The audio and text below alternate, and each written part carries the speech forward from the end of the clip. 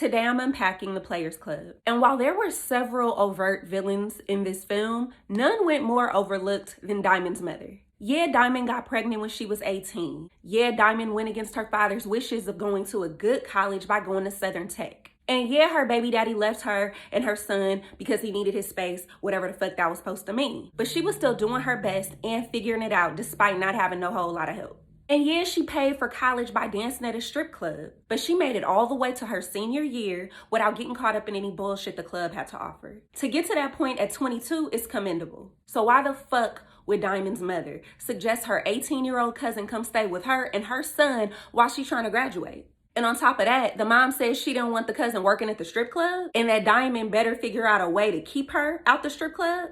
Nigga, what? It's like she's trying to graduate and raise her son and you gonna dump this unnecessary task in her lap for what? Why Ebony couldn't stay at Diamond's mama's house so she could walk around her kitchen in her drawers and fuck her husband?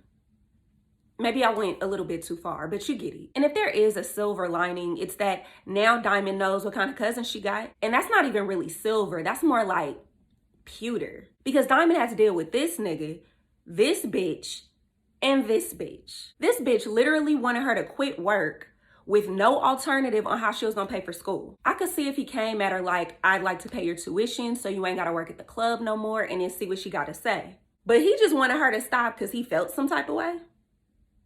And everybody has something to say. Everybody who had something to say about what she was doing was offering no help. All she wanted to do was study journalism at Southern Tech and raise her kid. That's it. But Diamond didn't have something that's very necessary in achieving any goal: boundaries. What Diamond should have told her mother was, no, I have to get my degree before Charlie Murphy and Lucius blow up my job. Dollar Bill owes St. Louis a lot of money and this club could go night-night nigga at any time. So I don't have any extra energy to babysit an 18-year-old grown woman just because you told your sister I would. But Diamond was 22. She didn't know. Hell, I'm 35 and I just found out. Furthermore, Diamond's mom was using Diamond's son to make her feel obligated to try and control Ebony. Family has to be there for family, just like you dropping Jamal off over here every night.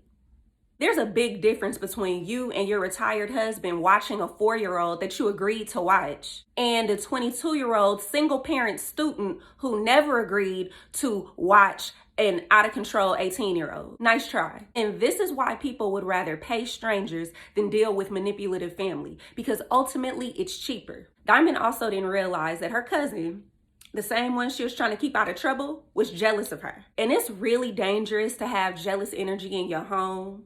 Of course, I mean dangerous for the other person, because it was Ebony who got pistol whipped and put the fuck out, wearing nothing but a G-string and a Wave Nouveau. And it sucks because you could tell that Diamond really loved Ebony. But when you love somebody that envies you, that love can only be felt so much, no matter how much love you give. Diamond also trusted Ebony, but obviously that trust was broken. And you can't force yourself to trust someone you love just because you love them. That shit gotta be rebuilt by both parties. Love and trust, two completely different things. Just like dancing and fucking, two completely different things. Now, what happened to Ebony at Junior's bachelor party was completely fucked up. Yeah, she was out of control and out of pocket, but she didn't deserve that.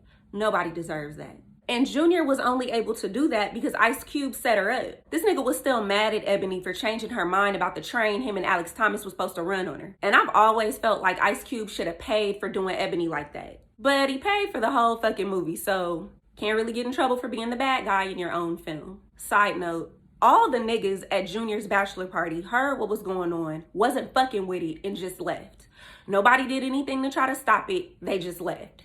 Crazy. And I can't help but wonder, if Ebony had called her auntie, Mrs. Waters, to come pick her up instead of Diamond, would she have come? Because what if Diamond just never went to the hotel room? Thankfully, she did, and Ebony was vindicated. Now, I don't condone violence, but Diamond had been wanting to beat Ronnie ass for at least 3 years, so she kind of had it coming. Side note, one of my favorite parts was when Uncle Bernie told Trix to go get some water and paper towels for this. And when James Evans told Dollar Bill, I'll blow your ass all the way back to Chicago. Get it? Because Wendy, Chicago? And shout out to Tina, who encouraged Diamond to stay in school despite all the fuckery, which she did. And that's how the movie ends. Diamond graduates and gets a good man in Jamie Foxx. Ebony moved back home, which her ass probably should have did right after that almost train situation. Everything else in this movie was crime, comedy, titties, and ass, which are the 4 pillars of any good movie. I think The Players Club is truly an African American classic. It's like our Titanic. Yeah.